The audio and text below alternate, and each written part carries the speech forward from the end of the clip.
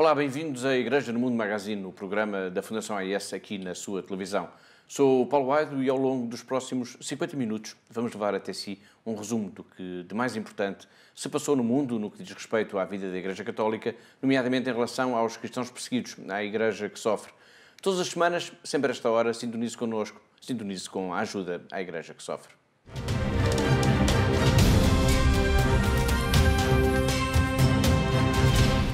O primeiro tema do nosso programa está relacionado com a reunião há 2 semanas em Itália da Fundação AIS, em que se debateu a questão da reconstrução da planície de Nínive, no Iraque.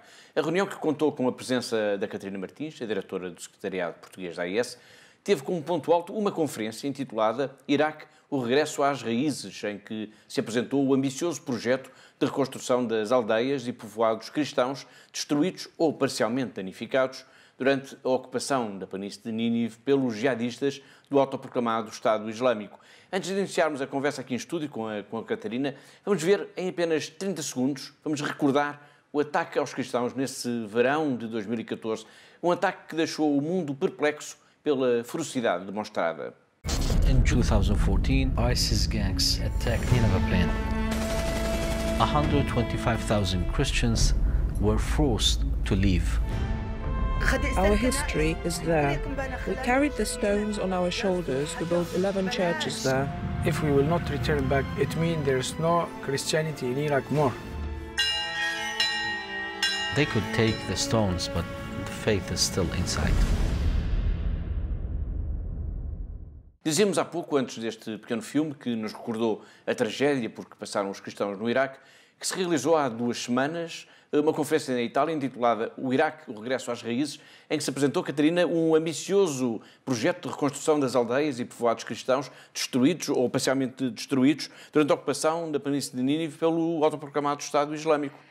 Este ambicioso projeto, como definiu e muito bem, que de alguma forma se inspira no Plano Marshall. Um Plano Marshall que permitiu a reconstrução da Europa após a Segunda Guerra Mundial. Exatamente, Paulo. E está orçado, este nosso projeto está orçado em 250 milhões de dólares e já é considerado como que essencial, fundamental, para que a comunidade cristã possa regressar a estas terras bíblicas. Ao todo, calcula-se que aproximadamente 12 mil famílias, cerca de 95 mil pessoas, foram forçadas a fugir no verão de 2014, abandonando tudo o que tinham por causa da conquista da região pelos jihadistas. E é para eles que este plano está a ser concebido. De facto, as casas que estes cristãos tinham, onde viviam, foram destruídas, foram saqueadas, as igrejas também foram, assim como as escolas e hospitais. Só em estruturas ligadas diretamente à Igreja, Paulo, desde os templos, passando pelos conventos, salas paroquiais, seminários, jardins de infância, por exemplo, foram já identificados 363 edifícios que necessitam de uma intervenção bastante urgente. Vamos continuar a falar sobre esta conferência internacional que decorreu, como disse há pouco, em Roma, e sobre o projeto da reconstrução das casas dos cristãos na planície de Nínive. Mas peço agora a sua atenção para um pequeno filme em que o padre Jaola, de Caracós, nos vai falar da sua cidade antes e depois desse verdadeiro vendaval que foi a presença por lá, por estas terras bíblicas dos jihadistas.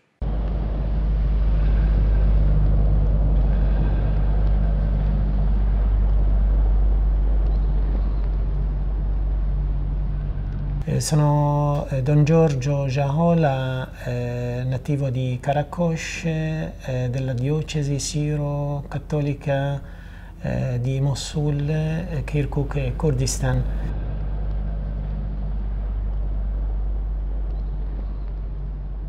Prima dell'arrivo dell'ISIS la città contava circa 50.000 persone, alcuni della propria città, cioè che sono nati e cresciuti, circa 30.000, gli altri sono rifugiati in città.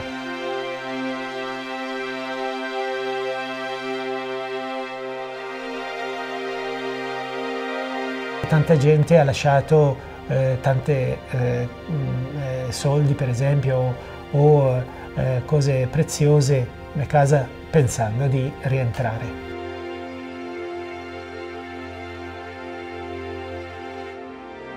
Abbiamo trovato tutte le case saccheggiate, tutte.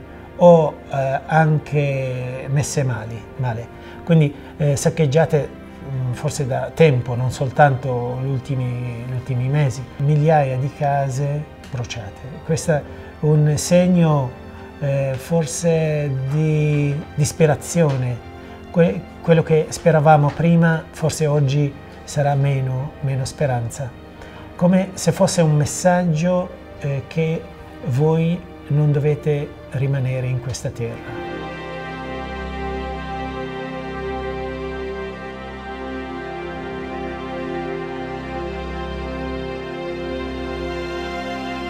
Quando sono andato a visitare la chiesa, certo un dolore.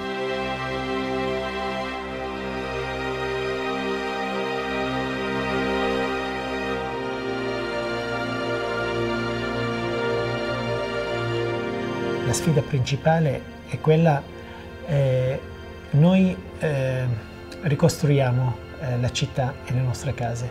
Per quale futuro? Quindi anche la vita nel futuro non è assicurata. Qualcuno ci assicura che questi non vengono di nuovo e distruggono la nostra città. La Chiesa alla fine non sono mattoni, ma le anime. E queste persone, se non rientrano, questo sarà ancora dolore più grande.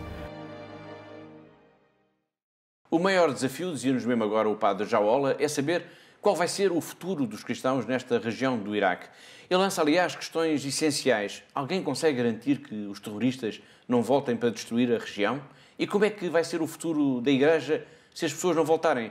A Igreja, como ele sublinhou, não é feita de tijolos, mas sim de almas. Voltando agora à nossa conversa, Catarina, para a concretização deste projeto, deste plano de que estávamos a falar, foi criado um comitê para a reconstrução da planície de Nínive, que engloba, além da Fundação AIS, representantes de todas as igrejas iraquianas, mas também técnicos de engenharia, de arquitetos, gestores. Exato, Paulo. E esta conferência em Roma demonstrou exatamente isto, esta grande abrangência, essa grande vontade de todos, que é comum a todas as igrejas cristãs presentes no Iraque e, portanto, entre outras personalidades, e vou consultar aqui as minhas notas para não me esquecer de ninguém, portanto, entre os participantes que estiveram presentes nesta reunião, menciono aqui o cardeal Mauro Piacenza, o nosso presidente internacional da Fundação AIS, o cardeal Pietro Parolin, que é o secretário do Estado do Vaticano, o patriarca caldeu Dom Luís Chaco, o arcebispo sírio-ortodoxo de Mossul, Dom Nicodemos Daoud Sharaf,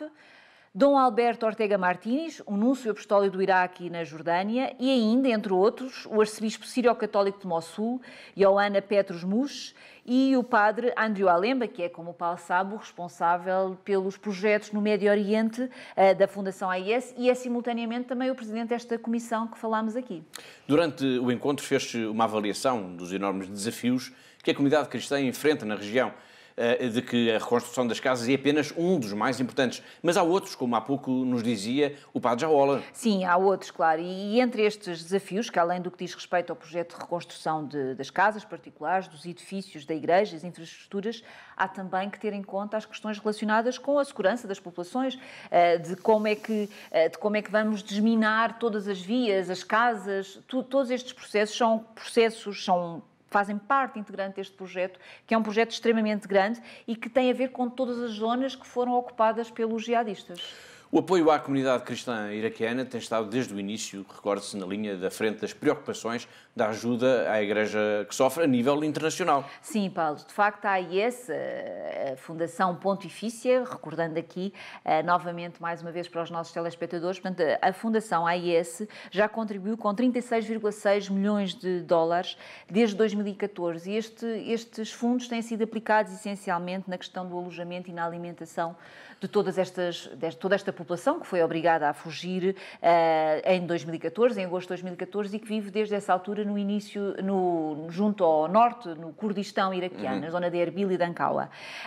O Papa tem também acompanhado desde sempre este nosso projeto e tem também feito um apoio também extraordinário neste sentido de ajudar também esta comunidade cristã. Um esforço humanitário que implica um esforço económico muito grande. Aliás, Filipe Ozores, o secretário-geral internacional da Fundação AES, que também participou nesta reunião, sublinhou nesse encontro que a AES não consegue fazer todo este projeto sozinho, sem ajuda. Precisamente, Paulo. De facto, o secretário-geral da AES, o Filipe Ozores, falou desta necessidade urgente da comunidade internacional se juntar e se unir e preocupar-se numa só voz, como um só organismo, para esta questão tão fundamental, que é o regresso da comunidade cristã às suas raízes, à planície do Nínive, que é fundamental que toda a comunidade internacional esteja envolvida neste projeto. Este projeto, para além de tudo isto, para além da necessidade de estarmos todos envolvidos num só objetivo, é também a ver com a dimensão deste projeto. Este projeto tem uma dimensão muito, muito grande e que necessita de uma ajuda financeira muito elevada e, portanto, não poderá ser só uma instituição como a Ajuda à Igreja que Sofre que poderá estar responsável. Por isso, o Filipe Ozores teve esta necessidade, nesta conferência em Roma, de expressar que não poderá ser só uma instituição da Igreja como a Ajuda à Igreja que Sofre, mas também terá que ser a nível político, a nível financeiro, as várias instituições que se possam juntar para que se possa, de facto, concretizar o regresso às suas raízes desta comunidade cristã. Ninguém melhor do que estes próprios cristãos, que foram expulsos de suas casas durante o verão de 2014, poderão explicar esse sentimento de frustração de quem tudo perdeu, mas sempre com esse sonho também bem presente, que é o de regressar. É o caso de Noel Silman, que já está a renovar a sua casa em Bartella, graças à ajuda da AES. We will return to Bartella because it is our hometown. I have been living there from childhood till now. We drink the water of the River Gila. I was working as a farmer here. I built this house. How can I leave it? It's unbelievable living in a rented accommodation for $600 or $700 and let this house empty. This is my hometown. I will return and live here.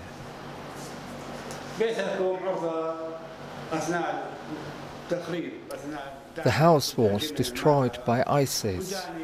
Walls, doors and windows.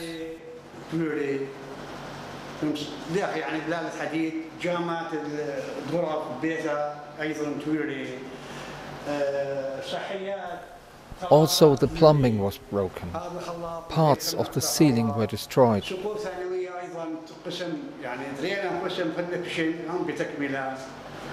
The doors are broken, but I will replace them.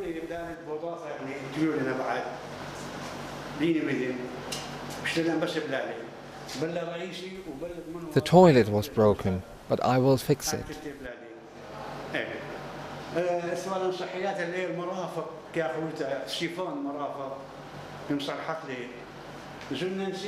I bought a new sink.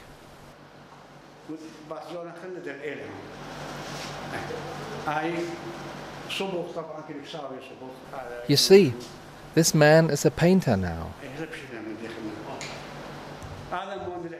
I paid for the cleaning of the ground out of my own pocket.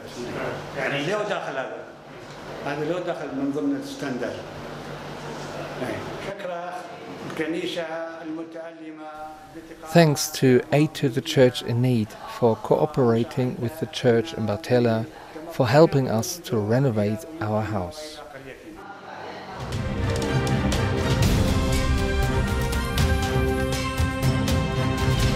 Vamos agora centrar a nossa atenção em África, até porque temos sempre como pano de fundo a campanha de solidariedade que a Fundação AES está a promover desde a Quaresma. Agora vamos centrar a nossa atenção na República Democrática do Congo, um país que está a sofrer uma onda de violência terrível desde 2016, que já causou centenas e centenas de mortos e cerca de 1,6 milhões de refugiados, dos quais quase 900 mil são crianças. Marie-Pierre Poirier é a diretora-geral regional, aliás, da ONU para a África e uma das pessoas que mais têm acompanhado os refugiados oriundos deste país, em especial os que vivem na região do Kassai. E como vamos ouvir já de seguida, ela denuncia uma situação humanitária terrível, com abusos generalizados a crianças e a mulheres. Bom, como você bem sabe, a situação no Kasaï, que é uma das mais pobres das regiões da República Democrática do Congo, está piorando cada dia. Começou o conflito em 2016, talvez não se sabe que isso foi depois de que um líder tradicional foi morto em confrontos com forças de segurança, e agora a violência engoliu 9 das 26 províncias do país. Essa crise tem um impacto devastador sobre as crianças. A violência deslocou mais de 1,4 milhões de pessoas, incluindo mais de 850 mil crianças. Milhares de crianças e famílias fugiram de ataques, viagens, violências, e comunidades inteiras estão se movendo em busca de segurança. Com foco na criança, podemos ver que realmente há muitas delas envolvidas em extrema violência, o que nós aqui na ONU chamamos de violações graves contra crianças, são cometidas cada dia, incluindo mutilações, uso de crianças por grupos armados, violações sexuais, ataques e também essa violência ataca escolas e instalações de saúde. Para dar alguns números específicos, a violência na região resultou em mais de 200 centros de saúde atacados. Em cada 4 centros de saúde já não está funcionando normalmente e cerca de 400 mil crianças estão em risco de desnutrição aguda grave. Foi Marie-Pierre Poirier, num registro dos nossos colegas da Rádio ONU. Muitos destes refugiados têm procurado abrigo em Angola, como já aqui, aliás, demos conta em programas anteriores. Angola, que acaba de eleger um novo presidente depois de quase 4 décadas de reinado de José Eduardo dos Santos. Mas como é que a Igreja viu o novo presidente, João Manuel Gonçalves? Esta questão é tanto mais importante quando se sabe como a Igreja tem sido recentemente uma das vozes mais críticas da má gestão dos dinheiros públicos em Angola, com acusações até de corrupção à classe política. O nosso correspondente em Angola, o Isídio Chiteculo, ouviu 2 bispos, Dom Filomeno Vieira Dias, atualmente o presidente da Conferência Episcopal de Angola e São Tomé, e o arcebispo de Malange, Dom Benedito Roberto. Quais são, então, os novos desafios para Angola, agora que o país tem um novo presidente? O presidente, João Lourenço, possa corresponder às grandes expectativas, que seja o homem, como ele já expressou, que deseja alavancar economicamente o nosso país. Alavancar economicamente supõe também alavancar a nível do desenvolvimento humano, a economia que se reverte, se transforma em maior oportunidade de trabalho, maior renda, e tudo isto reflete-se depois na melhoria de vida dos próprios cidadãos. A fundamental parte que o senhor presidente João Lourenço e o seu governo deverão atacar é seguramente de todos conhecida como a prioritária, a primeira, ou seja, o homem. Trabalhar pela unidade efetiva e real do povo angolano, no sentido de inspirar nos angolanos a importância da democracia e fazê-la cumprir. Portanto, que vai passar pela estima dos que não ganharam as eleições, com o povo que acompanha esses que não ganharam as eleições, que são o povo angolano, e trabalhar mesmo no sentido de ajudar a todos a ver que a democracia é importante.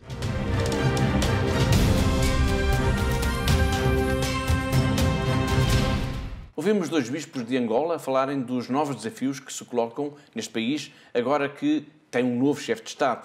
Muitos dos desafios têm também um caráter humanitário. Quando se fala em ajuda de caráter humanitário, estamos a falar também da missão da Fundação AIS, aliás, uma missão que ela lançou desde a Quaresma, uma enorme campanha internacional de ajuda à África. Catarina, vamos falar nesta campanha indicando como os nossos telespectadores podem participar também? Claro, Paulo. E se me permite, vou repetir aqui a ideia que lancei a semana passada, que julgo que é uma das formas mais interessantes de que nós podemos ajudar esta Igreja. E como é que pode ser esta ajuda? Adotando, por exemplo, uma irmã, um sacerdote, um seminarista, através da nossa oração, portanto, que é uma forma, isto é uma forma extraordinária nós temos de ajudar estes jovens, estes homens, estas mulheres que decidem dedicar a sua vida a Deus e entregar a sua vida à comunidade. E, portanto, a melhor forma que nós temos de o fazer é ajudar não só materialmente, mas essencialmente espiritualmente. E, por isso, adotar um seminarista, um padre ou uma irmã é, de facto, extraordinário e é desta forma que podemos também conseguir ajudá-los a levar a sua vocação até ao fim.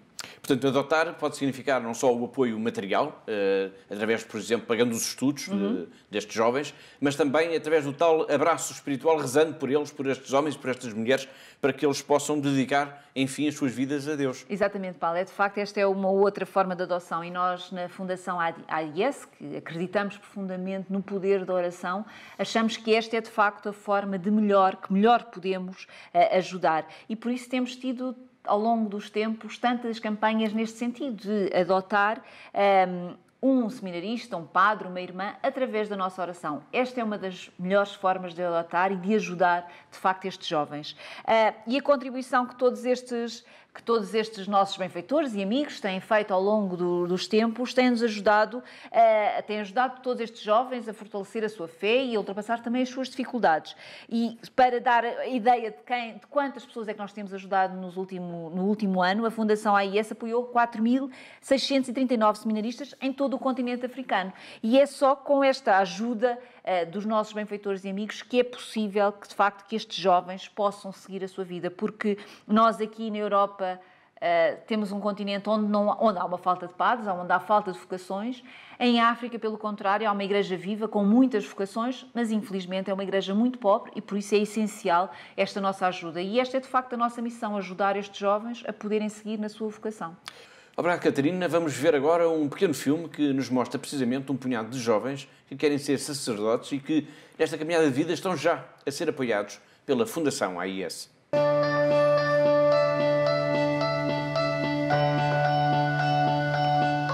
It is not easy because people expect a lot from us. We will have to resolve a lot of problems. It demands sacrifice. You have to detach yourselves from material things. You don't know if you have the money to survive. You have to be ready to be poor. You will have to learn for long years. It is difficult to obey the authorities. The society in Sierra Leone is more cultural than religious. They will think you are mad because you have no wife. Sometimes I will feel lonely. They will expect holiness from you.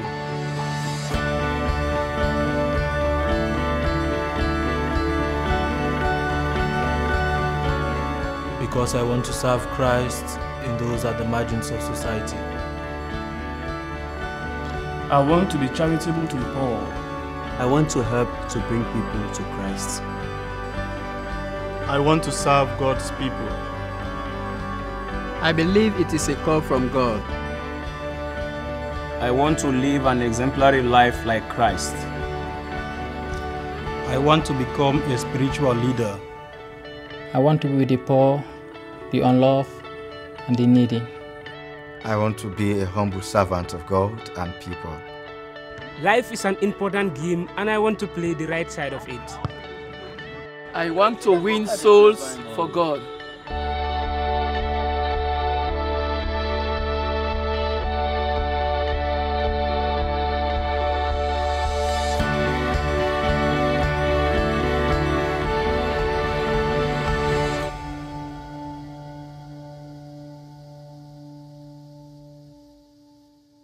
Vimos um filme com jovens seminaristas a propósito da campanha da Fundação AIS por África.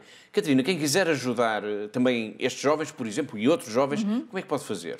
É muito fácil, Paulo, e basta entrar em contato connosco para o nosso número de telefone 217544000 ou então ir à nossa página de internet www.fundação-ais.pt e entrar em contato connosco e juntar-se a nós, pedir mais informações do que é que nós estamos efetivamente a fazer no terreno.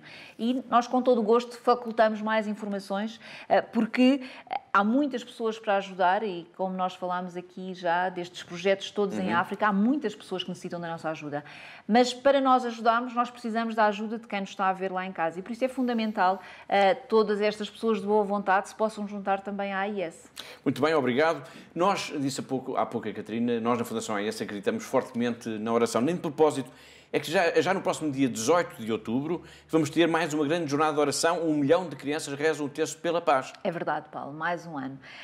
De facto, neste mundo que cada vez há mais violência, onde cada vez há mais conflitos, onde cada vez há mais terrorismo, atos de terrorismo, onde cada vez mais, e temos visto várias vezes aqui no nosso programa, temos trazido estas notícias de tão complexa que está a situação no mundo, e além disso temos ouvido o Papa com tanta frequência falar-nos que já estamos a viver uma terceira guerra mundial, mas em pedaços, como ele costuma nos dizer, e nós, como dissemos aqui já, acreditamos efetivamente neste poder da oração e por isso, mais uma vez, convocamos as crianças para este próximo dia 18 de outubro para rezarem pela paz no mundo. E só nós todos juntos é que nós poderemos de facto fazer a mudança e podemos fazer a mudança das consciências de cada um, e rezar pela paz é fundamental neste tempo que decorre.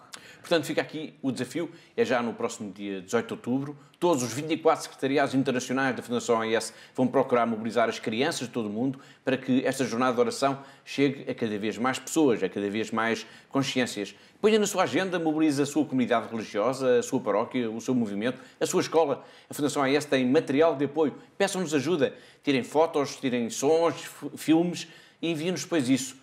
Mas quem quiser saber mais pormenores, Catarina, o que é que pode fazer? Como é que deve fazer? Como disse há pouco, é muito fácil. Basta entrar em contato connosco para o nosso número de telefone, e volto a repetir, 217544000, ou então ir à internet www.fundação-ais.pt. Na nossa página, através do telefone, queremos fazer chegar, de facto, esta grande iniciativa de oração no mundo a cada vez mais crianças e, por isso, pedimos a todos os nossos telespectadores que nos ajudem a divulgar esta iniciativa e que nos ajudem a que cada vez mais, de ano para ano, sejam mais crianças a rezar pela paz. É fundamental nós rezarmos pela paz e, por isso, esta iniciativa é tão importante e é tão simples ao mesmo tempo. Basta rezar o terço.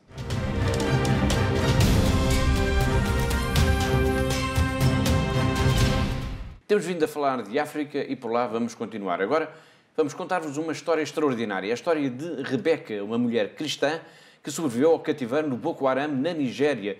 Ela foi sequestrada e agredida vezes sem conta. Viu um dos filhos ser morto pelos terroristas e engravidou de um deles ao fim de inúmeras violações. Durante 2 anos ela viveu um calvário que é tão desumano que é até difícil de imaginar. Mas ela sobreviveu. E agora corre o mundo a contar a sua história. Esteve por estes dias em Espanha. Todos os jornais falaram dela, falaram da cristã que perdoou aos terroristas. Vamos conhecer já de seguida a sua história com a ajuda da Pilar Rocha. Foi no dia 21 de agosto de 2014 que começou o calvário de Rebeca Bitrus. O grupo islamita Boko Haram atacou a aldeia onde ela vivia com o marido e 2 filhos. Procuravam os homens para os matar. Naquelas horas, enquanto passavam a pente fino todas as casas, os terroristas provocaram um imenso mar de sangue em Dogon Chuku. Foram momentos de pânico. Os sons das balas misturaram-se com os gritos de dor, com o cheiro das casas queimadas, com o desespero. Rebeca foi capturada tal como os seus 2 filhos. Nesse dia, sem saber se o marido tinha sido morto ou não, Rebeca foi obrigada a caminhar, com outras mulheres e crianças, rumo a um dos acampamentos do Boko Haram. Foram dias esgotantes. Os terroristas obrigavam-nos a caminhar em silêncio, pois o exército andava por ali. Foi então que aconteceu a primeira tragédia. O mais pequeno dos filhos de Rebeca, então com apenas 1 ano de idade, desatou a chorar e ela não conseguiu calar o menino. Um dos terroristas agarrou nele, arrancou-o dos seus braços e atirou-o para o rio, junto ao qual caminhavam. A criança afogou-se logo ali, mesmo à sua frente. Durante 2 anos, Rebeca, por ser mulher e cristã, foi sujeita às mais incríveis sevícias que se podem imaginar. Nas mãos dos terroristas, porém, nunca renunciou à sua fé, apesar disso lhe ter custado inúmeras violações, trabalho forçado, agressões sem fim. Rebeca Bitrus esteve agora em Espanha, a convite do secretariado local da Fundação AIS para contar a sua história. e ninguém conseguiu ficar indiferente às palavras e às lágrimas desta mulher cristã, de apenas 29 anos, que perdoou aos terroristas. Quando eles gritavam Allahu Akbar, eu rezava em silêncio e pedia para Jesus me salvar. Quase todos os dias, durante 2 anos, Rebeca foi violentada, mas nunca cedeu. Na verdade, não a mataram, embora às vezes o tivesse desejado. Foram 2 anos de tormentos em que foi escravizada e violada vezes sem conta. Até que engravidou. 2 anos depois, quase milagrosamente, Rebeca conseguiu fugir, quando o acampamento em que se encontrava foi atacado pelo exército nigeriano. No meio da confusão, ela escapou para o mato, levando consigo o filho mais velho, Zacarias, e o mais novo, Cristóvão. Todos os dias recordo que tenho um filho de um deles, explicou Rebeca quando lhe perguntaram qual a memória mais forte que guarda do tempo de cativeiro. Mas acrescenta, já perdoei aos terroristas. Rebeca esteve em Madrid, acompanhada pelo padre Innocente Zambua, da diocese de Maiduguri, uma das mais afetadas pela violência jihadista. Na nossa diocese, disse este sacerdote, temos cerca de 100.000 pessoas que fugiram por causa da violência do Boko Haram, cerca de 300 igrejas que foram queimadas, tal como 25 escolas, 3 centros de saúde e 3 conventos.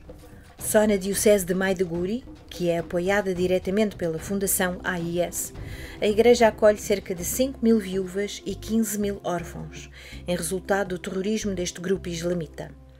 Agora, todos os dias, quando Rebeca olha para o filho mais novo, quando olha para Cristóvão, lembra-se do homem que a violou, lembra-se de todos os homens que a violaram. Isso seria dramático, seria até uma tragédia, se Rebeca não tivesse já perdoado todo o mal que lhe fizeram. Cristóvão, o seu filho, que nasceu na floresta, no acampamento do Boko Haram, é a prova de que o bem é mais forte do que o mal.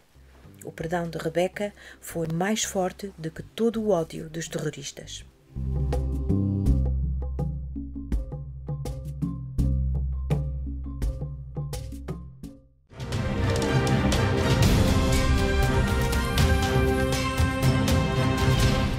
Na nossa viagem semanal pela Igreja Perseguida, pela Igreja que Sofre, temos uma paragem obrigatória. É em Ankara, no Mosteiro de São Tiago Mutilado, na Síria, muito perto da fronteira com o Líbano. É lá que vive a irmã Miri. Hoje, esta jovem portuguesa vai contar-nos como se transformou ali um contentor gigante num hospital de campanha. Que tivemos que preparar um hospital móvel para ajudar aqui na região da fronteira com o Líbano.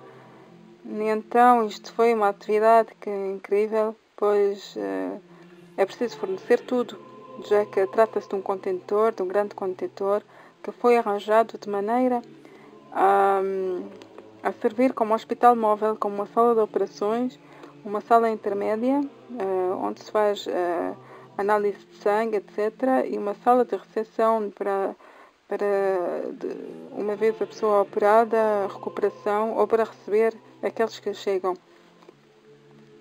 Então foi uma trabalheira, e como foi preciso fazer um bocado à pressa, porque o pedido foi feito assim quase à última da hora, então começa a nossa madre a enviar mensagens à equipa em toda a Síria, o que é que nós temos como material hospitalar, o que é preciso comprar. Então, cada um foi ver nas suas reservas, temos máquina isto, máquina não sei o quê. Nós aqui tínhamos uma máquina de anestesia que não estava completamente preparada e ela telefonar ao técnico que venha prepará-la toda à pressa, e depois ainda não há peça, e depois não sei o quê, depois é preciso de ir a Damasco, voltar, e entretanto enviam-me a mim a uma outra irmã, a Homs, para ir com caminhões. Enchemos no mesmo dia 3 caminhões com toda a espécie com as camas do hospital, com as máquinas, com outro material que nos foi enviado em contentores, como material de primeiros socorros, gás, etc.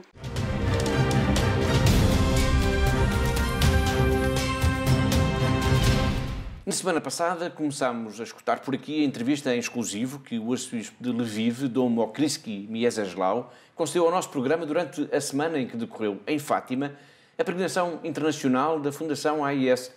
Uma entrevista em que este prelado nos contou histórias únicas da vida e da devoção de São João Paulo II, a Nossa Senhora de Fátima. Histórias que só eu mesmo poderia ter testemunhado, pois foi durante vários anos e até ao seu falecimento o secretário particular do Santo Padre. Ogni anno, 13 maggio, alle ore 17, celebravamo la Santa Messa nella sua cappella privata in modo privato. Alla mattina era la messa con altre persone come faceva ogni giorno, ma pomeriggio, in questo giorno, 13 maggio, era una messa speciale, messa di un ringraziamento. Celebravamo solo noi segretari e le suore. Il Santo Padre sempre voleva fare un ringraziamento. Spesso diceva che dopo 13 maggio 1981 e che altri prossimi anni del suo pontificato mi sono stati regalati. Diceva spesso questo. Altri anni del pontificato mi sono stati regalati. Lui diceva che la Madonna ha salvato la sua vita. E que, para além, digamos, no dia a dia, todos os dias, ele, João Paulo II, tinha outras manifestações de afeto para com a Madonna, Nossa Senhora? Santo Padre sulla terrazza, che quella terrazza ha costruito, possiamo dire ha fatto suo predecessore Papa Paolo VI, lui in una piccola cappellina ha messo anche la statua della Madonna di Fatima. E lui ogni giorno spesso saliva sulla terrazza e io ho visto e potevo osservare che ogni volta si sempre fermava davanti a questa statua della Madonna di Fatima e sempre pregava, camminava lì con rosario e lui sapeva di questa grande protezione della Madonna di Fatima. E o que se lembra dos últimos dias di João Paulo II? E voglio ancora raccontare che anche bella esperienza per me era quando ero segretario già con Papa Benedetto XVI, dopo sono diventato anche suo segretario per 2 anni e quando abbiamo insieme fatto una passeggiata sulla terrazza e Papa Benedetto anche si è fermato davanti a quella statua della Madonna e dice: qui dobbiamo cambiare un po' rosario perché è già diventato un po' pallido della colpa del sole. E poi dice: mi piacerebbe anche coronare questa statua e in questo senso, anche in questo modo, ringraziare la Madonna di Fatima che ha salvato la vita del mio predecessore. E poi abbiamo fatto questa celebrazione anche in modo privato, che nessuno sapeva, e questo bellissimo gesto del Papa Benedetto XVI mi ha anche molto toccato, mi ha anche molto colpito, perché sapevo che anche Papa Benedetto XVI era consapevole di questa grande grazia della Madonna di Fatima che ha fatto per Papa Benedetto, per Papa Giovanni Paolo II. Foi o arcebispo de Lviv, Dom Mokriski Mieczysław, na entrevista em exclusivo que concedeu ao nosso programa, uma entrevista que irá ser ainda tema forte na próxima edição aqui de Igreja no Mundo Magazine. O nosso programa está a chegar ao fim, mas temos ainda de ler os últimos tweets que o Papa Francisco publicou na internet e fazer uma ligação para a redação da revista O Meu Papa, ao encontro da jornalista Clara Raimundo, para sabermos em primeira mão quais as novidades da próxima edição desta revista, que tem apenas um grande tema: a vida do Santo Padre. Mas, antes disso, vamos ver, aliás, a entrevista que fizemos com o padre Marco Luís, da paróquia de São Tiago, em Almada. E porquê? A razão é simples. Lembram-se de Santiago, o diácono, então, da igreja clandestina na China, que esteve aqui no nosso programa? Pois bem, o diácono de Santiago, o nome não é este, claro, dizemos Santiago apenas para proteger a sua identidade. O diácono de Santiago dizia: já foi ordenado sacerdote e esteve por estes dias por Portugal, por Almada e por Fátima, onde celebrou, aliás, diversas missas novas. Provavelmente nunca iríamos conhecer este jovem padre que aceitou dedicar toda a sua vida a Deus, apesar dos riscos de estar ligado a uma igreja que é perseguida, como é a igreja na China, se não fosse o padre Marco. Como é que tudo isto começou? Como é que o padre Marco conheceu o agora padre Santiago?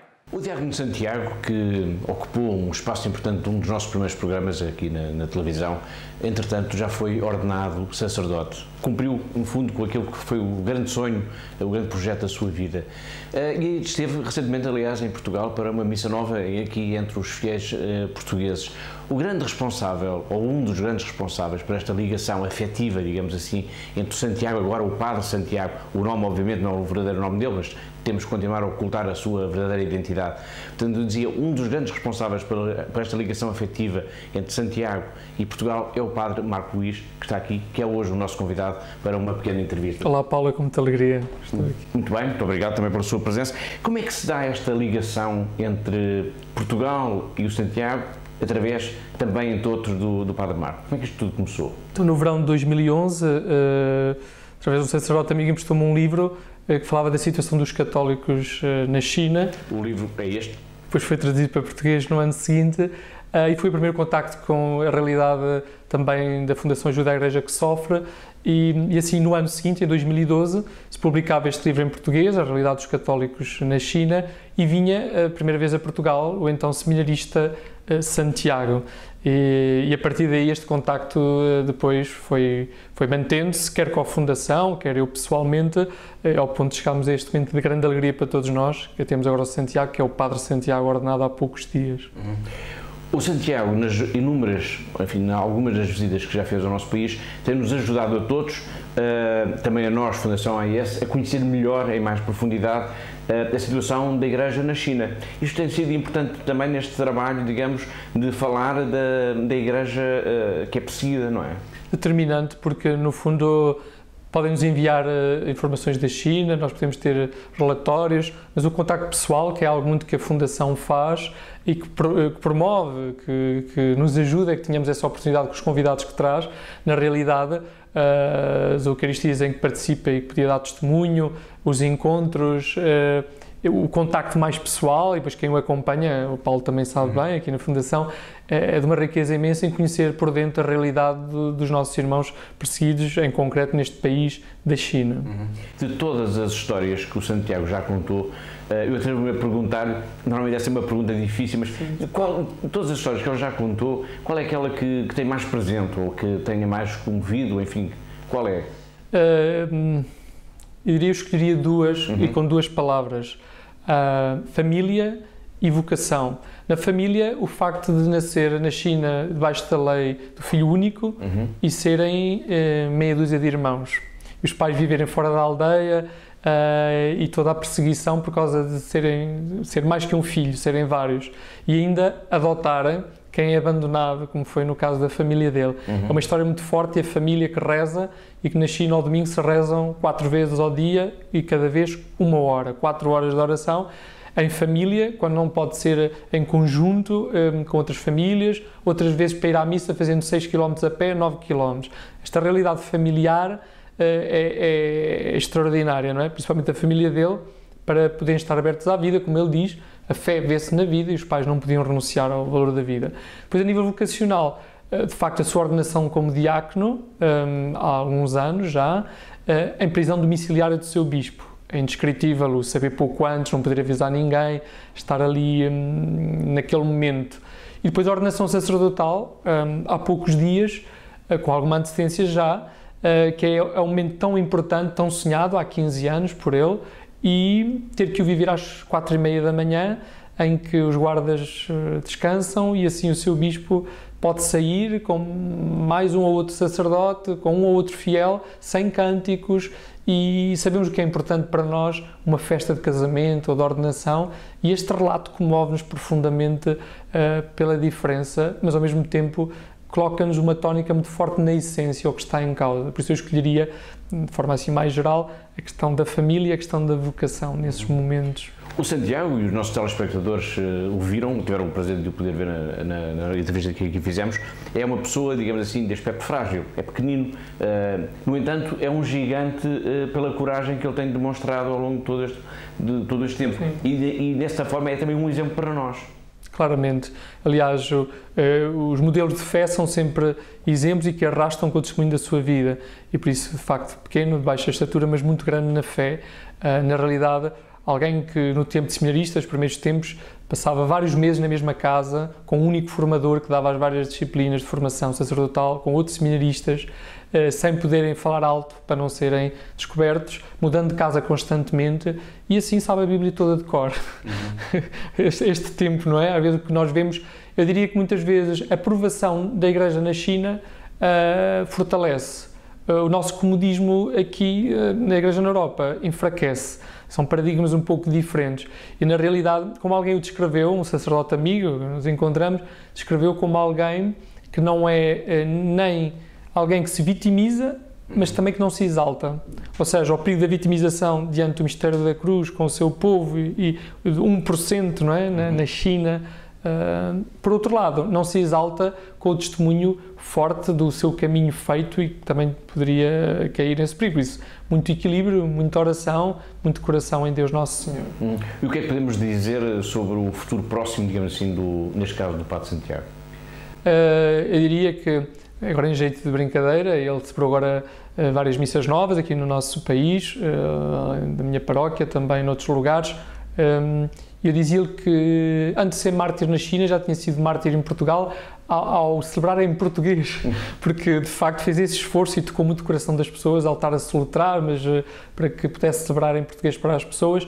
Na realidade, ele continuará a sua formação, irá continuar a sua formação, é muito importante a formação, sempre, em todo lugar, também na China, para depois ajudar outros sacerdotes, outros que não saem da China, vocações, os seminaristas, os próprios fiéis leigos, e por isso será alguém que estará ao serviço da Igreja na China, a Igreja perseguida, e que é um testemunho para todos nós na comunhão de oração, na comunhão de fé, e como dizia há pouco, que nos desinstala, nos provoca no sentido positivo como vivemos a nossa fé aqui e agora. É sempre isso que ele também nos diz e que nos pede e que nos apela. E podemos dizer também que o Padre Marco Luís vai continuar a ser, de alguma maneira, um embaixador em Portugal, pelo menos um militante da causa da Igreja clandestina na China, ajudando também, e também a própria Fundação AIS, digamos, a contar todas estas histórias que passam tantas vezes ao lado da maior parte das pessoas. Sim. É verdade que o Paulo sabe bem, neste momento tenho o afiliado espiritual do Seminário do Iraque, a ligação com o Iraque foi muito forte nestes períodos difíceis, a própria ideia de ir algum tempo ao Iraque, a própria Síria no contacto com a Irmã Guadalupe e as Irmãs do Verbo Encarnado, que estamos a caminhar e com perspectivas inclusivamente de virem para Portugal, e também uma comunidade na minha paróquia, estamos a dar passos, e podia continuar com o exemplo de alguns países, mas a China, como há pouco falamos, digamos, foi especial porque foi o primeiro impacto, tomei consciência mais forte já como e mesmo como sacerdote, isto também para as pessoas perceberem que às vezes até os sacerdotes, se cá andamos um pouco distraídos ou não temos aquela consciência do que realmente está a acontecer, essa consciência, essa implicação na ajuda, na dinamização, cofundação, veio através da China. E julgo que Deus Nosso Senhor quis dar esta amizade muito especial com este seminarista, agora já sacerdote da China, como que para confirmar, dizer que quer isso de nós, não só de mim, mas de toda a Igreja em Portugal quer isso, e por isso a China ocupa um lugar muito, muito especial.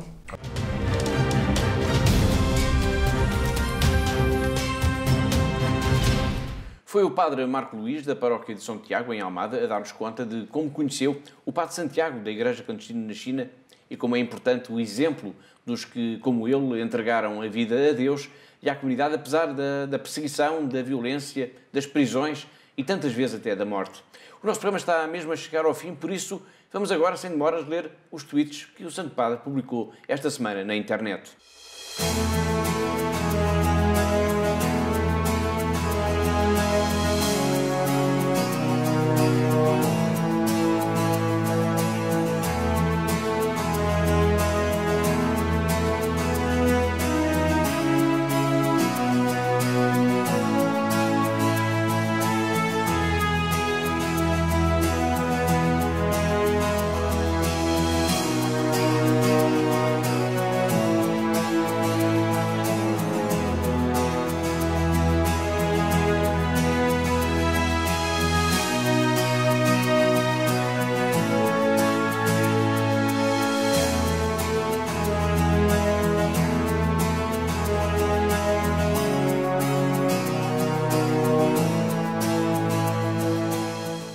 Foram os tweets do Papa Francisco, pretexto, aliás, ideal para fazermos já uma ligação até à redação da única revista que se publica em Portugal e que tem apenas um tema principal, o Santo Padre.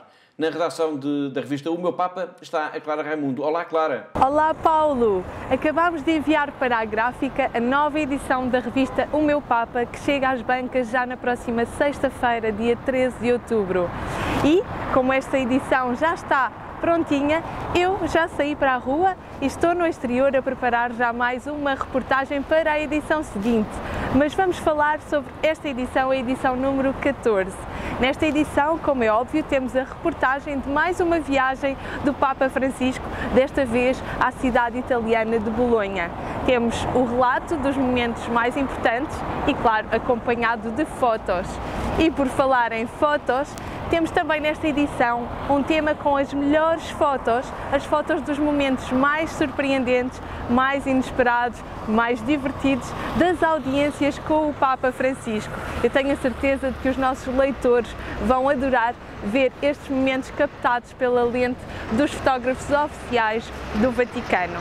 Nesta edição gostaria ainda de destacar, por último, uma entrevista que fizemos a um padre muito especial, um padre que vive e trabalha naquela que é considerada a cidade mais perigosa do mundo, Alepo, na Síria. Um testemunho tocante a não perder.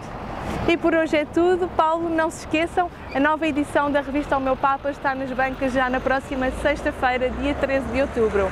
Na próxima semana, falo mais sobre a edição seguinte. Até lá, Paulo. Obrigado, Clara. Foi a Clara Raimundo a dar-nos conta dos temas principais da edição da revista O Meu Papa, que está a chegar às bancas agora. Estamos mesmo a chegar ao fim também do nosso programa, mas vamos ter tempo ainda para nos sintonizar com o último vídeo do Papa Francisco.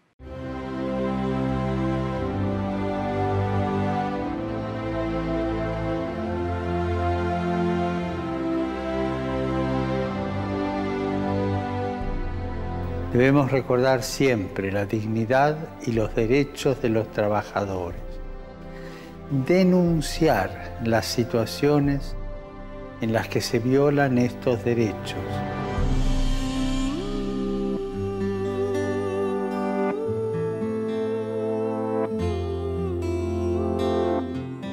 Y ayudar a que contribuya a un auténtico progreso del hombre y de la sociedad.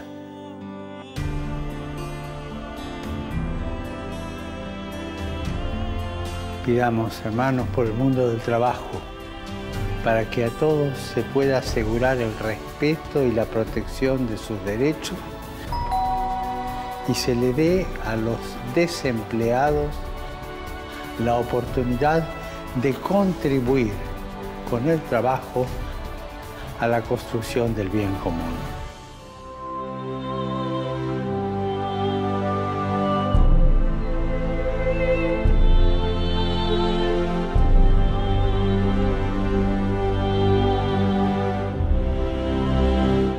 E assim, com este alerta do Papa Francisco para os direitos dos trabalhadores, chegamos ao fim de mais um Igreja no Mundo Magazine, o programa da Fundação AES, aqui na sua televisão. Em nome de toda a equipa que pensou, produziu e levou até si este programa, despeço-me com amizade. Até à próxima semana, até ao próximo Igreja no Mundo Magazine, se Deus quiser.